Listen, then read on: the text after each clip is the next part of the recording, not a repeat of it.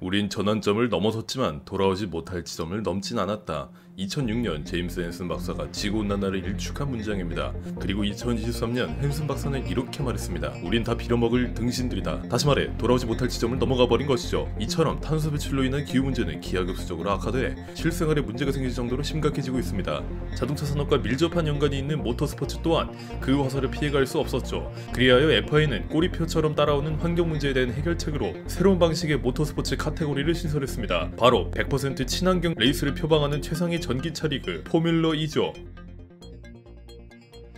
2012년 최초로 계획된 F2는 비관적인 반응이 많았습니다. 그도 그럴 것이 당시엔 환경 문제가 피부로 느껴질 만큼 심각하지도 않았고 여러 기업들도 뜨문뜨문 전기차를 찍는 둥 마는 둥 했던 데다 F1에선 V8 2.6리터 엔진이 기차와 통을 삶아먹은 것 마냥 고성방가를 질러댔기 때문입니다. 따라서 사람들은 물에다 물 턴 것 같은 이 심심한 대회가 몇 년 안에 존재하지도 않았던 것처럼 미칠 것으로 보였죠. 당연한 이야기지만 지금은 아닙니다. 포뮬러 E는 해가 갈수록 규모를 키워 모토GP와 맞먹을 정도로 성장했는데요. 우선 알다시피 전기차가 자동차 산업의 메인스트림으로 자리잡아 아우디, 제기어, DS, BMW 등 굵직한 대기업들이 적극적으로 참여했고 컨스트럭터에 따라 차 성능의 우주왕복성과 리어카의 차이가 나는 F1과 달리 단일 셰시를 사용함으로써 나스카 뺨치는 치열한 배틀이 일어나 볼거리를 제공했으며 야르노 투를리, 브랜든 나틀리, 브루노 세나, 펠리페 마사 등 전직 F1 드라이버들의 제2인생으로 자리잡아 수많은 익숙한 얼굴들이 대거 등장했기 때문입니다. 이렇게 포뮬러 E는 초기에 비관적인 전망을 띄웠고 어엿한 모터스포츠 카테고리로 발전한과 동시에 다양한 양산차 제조사들의 투기장이 되었습니다. F2와 F1의 경기 방식은 제법 큰 차이가 있습니다. 프랙티스, 퀄리파잉, 레이스로 이어지는 방식은 똑같고 포인트 분배도 F1의 것을 그대로 따르고 있지만 폴포지션에게 3포인트, 패스티스트 랩 기록자에게 1포인트를 더 부여합니다. 그런데 폴포지션에게 3포인트나 퍼주는 이유가 있습니다. F2의 퀄리파잉은 F1은 물론 다른 어떤 모터스포츠와도 다른 방식을 사용하는데요. 우선 모든 드라이버들을 두 그룹으로 나눠서 12분간 랩타임을 찍게 한 뒤 이후 이니셜 D처럼 1대2 토너먼트 방식으로 그리드를 결정합니다. 이는 F2가 개최되는 서킷 대부분이 워낙에 좁은 시가지 서킷이라 F1과 같은 방식으로 퀄리파잉 진행하기 어렵기 때문이죠. 시즌도 12월에 시작해서 다음해 7월에 끝나는 기묘한 방식을 사용해 챔피언 타이틀의 명칭도 2024년 챔피언이 아닌 2023-2024 챔피언으로 불린다는 차이점이 있죠. 그리고 캘린더를 보면 이틀 연속으로 레이스를 치르는 더블 헤더가 매우 많은데요. F1처럼 스프린트가 아닌 본선이 토요일에도 있고 일요일에도 있습니다. 이런 더블 헤더는 그랑프리마다 하는 것은 아니고 시즌 중 몇 개의 서킷에서만 진행하는데 이것으로 수많은 팀 멤버와 장비, 레이스카가 이동하며 발생하는 탄소 발자국을 줄일 수 있습니다. 놀랍게도 F2는 피트스톱이 따로 없습니다. 오픈힐 카테고리가 피트스톱이 없다니 이게 웬 말이냐 할 수 있겠지만 엄밀히 말하면 할 필요가 없기 때문인데요. F2는 F1과 다르게 타이어는 레이스 끝까지 한 가지의 타이어만 사용하고 배터리도 한 레이스를 완주하기에 부족함이 없는 데다 FI 측에서도 의무적으로 피트스톱을 지키는 규정이 없어 프론트윙이 부서지지 않는 이상 피트스톱은 F2에서 보기가 힘듭니다. 이렇게 하니 전략적인 재미가 떨어졌다고 판단했는지 최근 새로운 규정을 신설했습니다. 바로 피트부스트죠. 2015년 F1은 더블헤더의 첫 번째 그랑프리에 피트부스트 시스템을 추가했는데 여기서 드라이브들은 레이스카의 배터리가 40% 이하로 떨어졌을 때 반드시 한 번은 레이스 중 피트에 들러 추가 부스트를 충전해야 합니다. F2에서 추월은 어떻게 할까요? ERS와 DRS를 추월하는 F1과 달리 F2에는 어택 모드라는 것이 존재합니다. 몇몇 코너에는 에이펙스와 멀찍이 떨어진 곳에 어택 모드 액티베이션 존이 존재하는데 만약 순위 상승을 하는 드라이버는 이 액티베이션 존을 지남으로써 8분간 50kW의 추가 출력 4륜구동으로 달릴 수 있습니다. 이 어택 모드는 레이스 중 단 2번만 사용 가능한데 막상 어택 모드로 도입해도 트래픽 때문에 추가 출력이 도로 아미타블이 될 수도 있고 어택 모드 액티베이션 존으로 진입하다 도리어 순위를 내주는 경우도 많은데다 사용 중 세이프티카가 나와도 어택 모드 타이머는 정지되지 않습니다. 다시 말해 어택 모드를 쓴 직후 세이프티카가 뜬다면 2번밖에 없는 귀중한 어택 모드 타임을 세이프티카 엉덩이 냄새가 맡다 까먹어야 하는 것이죠. 때문에 어택 모드에 돌입하는 타이밍은 F1의 피트스톱처럼 매우 신중하게 결정되어야 합니다. 과거엔 팬 부스트라는 것도 존재했는데 레이스 시작 6일 전부터 팬들이 투표를 해 상위 5명의 드라이버들에게 추가 부스트를 쓸 수 있는 권한을 부여했습니다. 이는 F2에 대한 관객 참여를 독려하기 위함으로 자신이 응원하는 드라이버에게 실질적인 도움을 줄 수 있었죠. 당연히 이 팬 부스트는 도입되자마자 실력 좋은 드라이버보다 잘생기고 사람 좋은 드라이버가 이득을 보는 경우가 빈번하게 일어나 형평성에 어긋난다는 이유로 한 시즌 만에 없어졌습니다.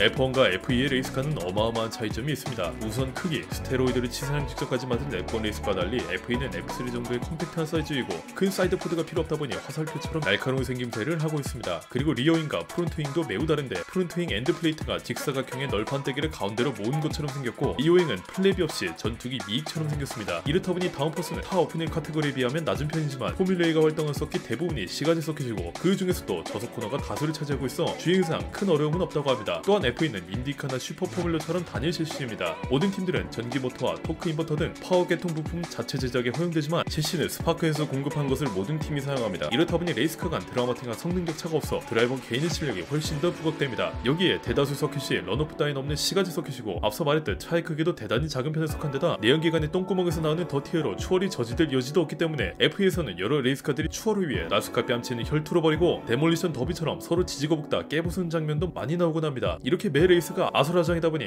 F2에선 폴트윈이 거의 없는데 2025년 사우디 이프리에서 막시밀리안 건터가 우여곡절 끝에 기록한 폴트윈이 무려 18경기 만에 나온 것이라고 합니다. 또 다른 점은 타이어가 있습니다. 알다시피 F1은 2011년부터 피렐리가 타이어를 독점으로 공급하고 있는데요. F2에서는 한국 타이어가 그 자리를 대신하고 있으며 공식 스폰서의 자리도 겸하고 있습니다. 그리고 포뮬러2는 레이스 시작부터 끝까지 단 한 세트의 타이어만 사용합니다. 이는 놀랍게도 비가 올 때도 똑같은데요. F2의 타이어는 과거 F1의 그루브 타이어처럼 세로로 홈이 나 있고 옆으로 물을 빼기 위한 배수로가 있어 모든 컨디션에서 가리지 않고 사용할 수 있습니다. 심지어 의도적으로 내구도를 낮춘 F1용 타이어와 달리 레이스 끝까지 사용해도 별 무리가 없는 내구도를 가지고 있어 드라이버들은 단 한 세트의 타이어로 레이스 마지막 날까지 전력 질주를 해야 합니다.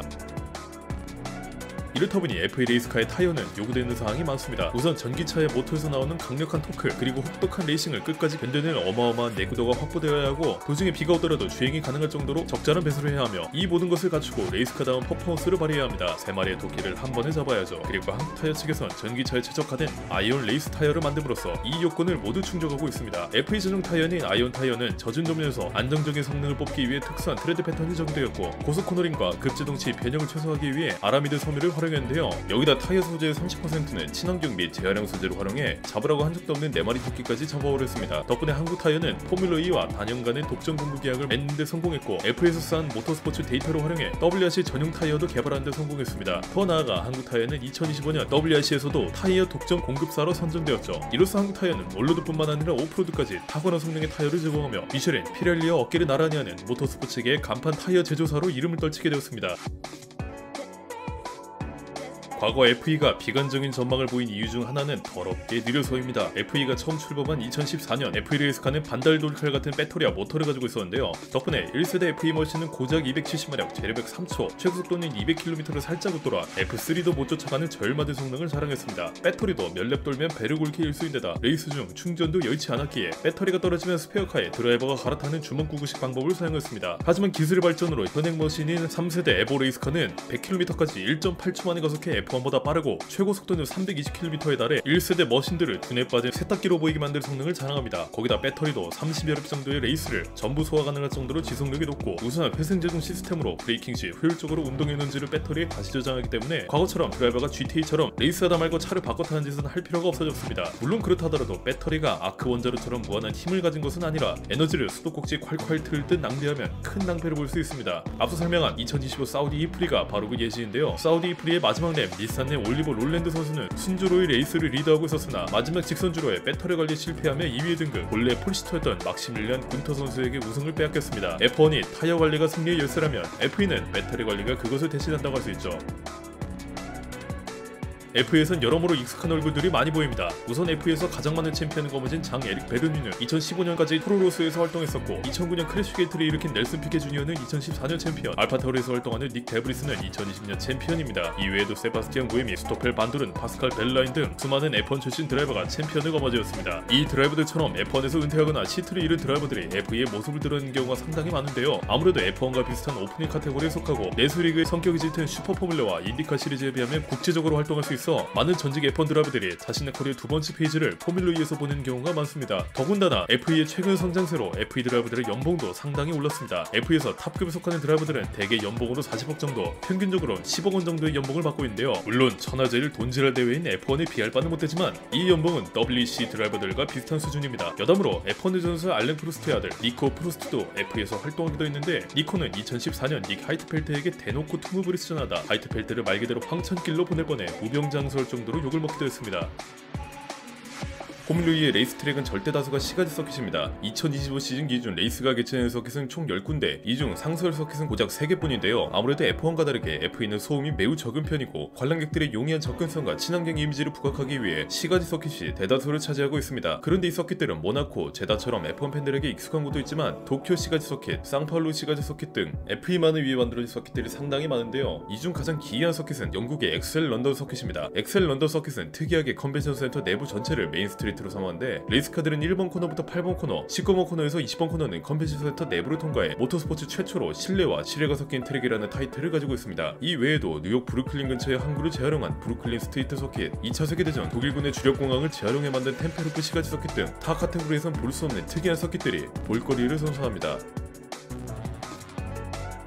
2022년에는 F2가 한국에서 그랑프리를 개최하기도 했습니다. 그것도 서울 시내 한복판에서 말이죠. 2021년 서울시 측은 잠실운동장을 통과하는 서울 시가지 서킷을 조성, 이것이 FIA에 받아들여지면서 F2 서울 그랑프리가 개최되었는데요. 이 그랑프리는 사실 F2 역사상 손에 꼽히는 막장 경기로 기록되고 있습니다. 레이스 전날 강한 비가 한 차례 내렸었는데 덕분에 드라이버들은 별로 달려보지도 못한 서킷에서 레이스를 펼쳐야 했습니다. 그리고 레이스 시작 후 2분 뒤 무려 8대의 레이스카가 약속이라도 한 듯 빗글에 미끄러진 뒤 방어벽의 충돌, 마치 마카오 기아 서킷의 그것과 같은 좀비 아포칼립스를 연출하기도 했습니다. 그 뒤에도 2대가 추가로 리타이어하며 22대의 레이스카 중 8대가 리타이어하는 진기한 간격을 연출했죠. 또한 이 레이스는 포뮬러의 100번째 그랑프리이자 시즌의 마지막 레이스로 스토펠 반도르니 이 레이스에서 포디움에 들며 챔피언 타이틀을 확정짓기도 했습니다.